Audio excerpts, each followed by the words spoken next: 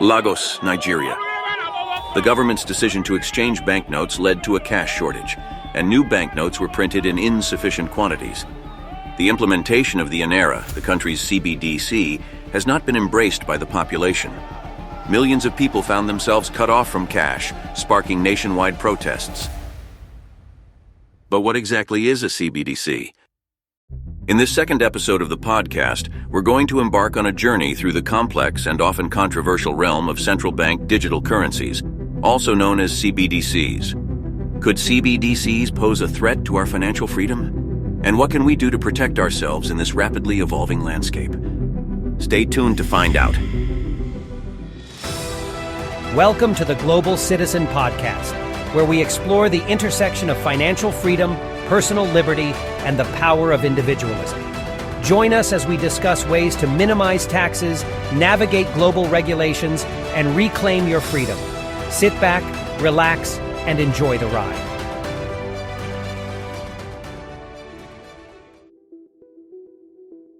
So what exactly is a CBDC? Well, CBDCs are digital forms of a country's fiat currency, issued and controlled by the central bank. They serve as a digital equivalent of traditional banknotes and coins, but unlike physical currency, they exist purely in electronic form. It's important to clarify the distinction between CBDCs and cryptocurrencies, such as Bitcoin or Ethereum, as they are not the same.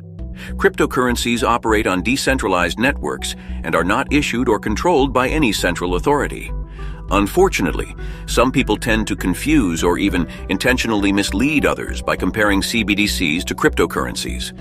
But we must keep in mind that they are fundamentally different in terms of governance and underlying technology.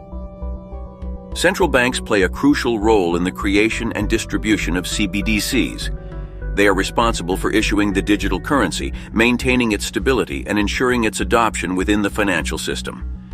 As the issuer of a CBDC, the central bank is also responsible for controlling the supply of the digital currency and managing any risks associated with its implementation, such as financial stability and cybersecurity concerns. So how do CBDCs actually work? CBDCs operate within a digital framework that allows for the secure and efficient transfer of funds between parties.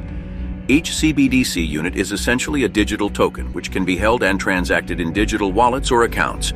These wallets or accounts can be managed either by the central bank itself or by authorized financial institutions. Transactions involving CBDCs are recorded on a digital ledger, which could be either centralized or decentralized, depending on the specific design chosen by the central bank. As we continue our exploration of central bank digital currencies, let's take a closer look at the history of CBDCs in Nigeria, focusing on the eNaira. Nigeria's central bank, the Central Bank of Nigeria, CBN, officially launched the eNaira in October 2021, making Nigeria one of the first countries in Africa to adopt a digital currency. The CBN's motivations for implementing the eNaira included the potential to increase financial inclusion, reduce the cost of transactions, and enhance the efficiency of the country's payment systems. However, the rollout of the eNaira was met with several challenges. Technical difficulties, skepticism from the public, and a lack of proper infrastructure for the smooth operation of the digital currency hindered its acceptance by the Nigerian population. The rise of CBDC. The global trend towards CBDC is undeniable, with numerous countries exploring the development and implementation of their own digital currencies. Some of the countries leading the CBDC race include China, which has been testing its digital currency electronic payment system, and the European Central Bank, which has announced its plans to develop a digital euro. The motivations behind the adoption of CBDCs vary between countries.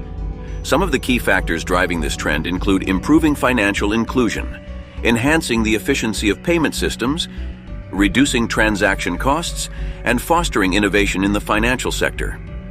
However, the rise of cryptocurrencies and the increasing shift towards digital payments have also played a significant role in pushing central banks to explore CBDCs. Despite the potential benefits of CBDCs, there are also several concerns and risks that must be addressed. It's important to discuss some of the main dangers associated with CBDCs. Privacy concerns and state surveillance. One major concern is the potential for state surveillance and the erosion of privacy. As CBDC transactions can be easily tracked and monitored, this could lead to a loss of financial privacy and increased state surveillance. Risk of financial exclusion. While CBDCs could help improve financial inclusion, there is also the risk of further excluding certain segments of the population. People without access to digital devices or the internet could be left behind in a digital currency-driven financial system. Lastly, the implementation of CBDC could lead to an increase in central bank control over the financial system. This may have implications for monetary policy, financial stability, and personal freedom, as central banks could potentially exercise greater control over individual transactions and even restrict access to funds. CBDCs versus cryptocurrencies. CBDCs, as we've discussed, are digital currencies issued and regulated by central banks. They are centralized, meaning that they are governed by a single authority, and their value is typically tied to a nation's currency. On the other hand, cryptocurrencies like Bitcoin and Ethereum are decentralized and operate on a peer-to-peer network using blockchain technology. Although some argue that CBDCs offer a few potential benefits, it's difficult to identify any major advantages, especially from a libertarian perspective. Let's take a look at the benefits that are often mentioned. Improving financial inclusion. CBDCs are said to help bring more people into the formal financial system, particularly in developing countries, by providing a low-cost, easily accessible form of digital money. However, this potential benefit is quickly overshadowed by the risks associated with increased government control, central blocking of accounts, and the potential misuse of CBDCs in the hands of authoritarian regimes. Now let's consider a scenario where an authoritarian government has control over a CBDC system. Imagine a situation where the government doesn't like what people are saying or expressing their opinions, and as a result, they decide to block or freeze their accounts.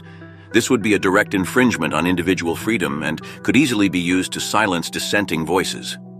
Furthermore, imagine if the government could dictate how you spend your money by centrally blocking certain categories of products or services.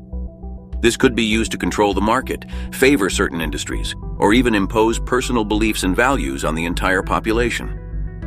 In a CBDC system, fees and taxes could also be automatically deducted from people's accounts without any chance for fair tax advice or negotiation. This could lead to unfair taxation practices and even more government control over individual finances. These scenarios paint a concerning picture of what life could be like under a CBDC system controlled by an authoritarian regime. The potential for abuse of power, surveillance, and control over personal finances is immense, and it's crucial to consider these risks when weighing the potential benefits and drawbacks of CBDCs. Ultimately, the potential benefits of CBDCs must be weighed against the risks and implications of increased government control and surveillance. From a libertarian standpoint, it's difficult to find any major advantages that would justify the potential loss of personal freedom and autonomy. As we wrap up our discussion on central bank digital currencies, it's essential to consider the broader implications and how fostering competition and innovation in the world of digital currencies is crucial. While CBDCs do offer some potential benefits, such as improving financial inclusion and increasing payment efficiency, we cannot overlook the significant risks and challenges. These include threats to personal freedom, privacy concerns, and the possibility of authoritarian governments using CBDCs as a tool for control and censorship. We must also consider the risk of algorithmic overzealousness. CBDC systems would likely use algorithms to monitor transactions and enforce rules, but these algorithms could end up being overly strict or misinterpreting legitimate transactions as suspicious, leading to unjust sanctions on individuals or businesses. In a CBDC-dominated world, the potential lack of innovation is another concern.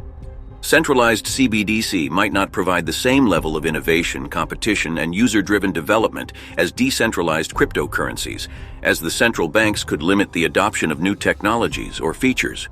To avoid these negative consequences, it's essential to encourage competition and innovation in the digital currency space. By supporting a diverse ecosystem of digital currencies, including both CBDC and cryptocurrencies, we can promote more resilient, innovative, and inclusive financial systems. The future of money is uncertain. Will we see CBDCs, cryptocurrencies, or a combination of both dominate the financial landscape? Only time will tell. As we continue our exploration of the complex world of digital currencies in future episodes, we invite our listeners to reflect on the points raised in this discussion and consider the implications for their own lives and societies. Together, we can strive for a future where financial systems empower individuals, foster innovation, and uphold the values of personal freedom and independence. You've been listening to the Global Citizen Podcast. If you enjoyed today's episode, please subscribe and leave us a review. This show was produced by Danny Lucas, and I'm your host, Elliot Vance. Until next time, goodbye.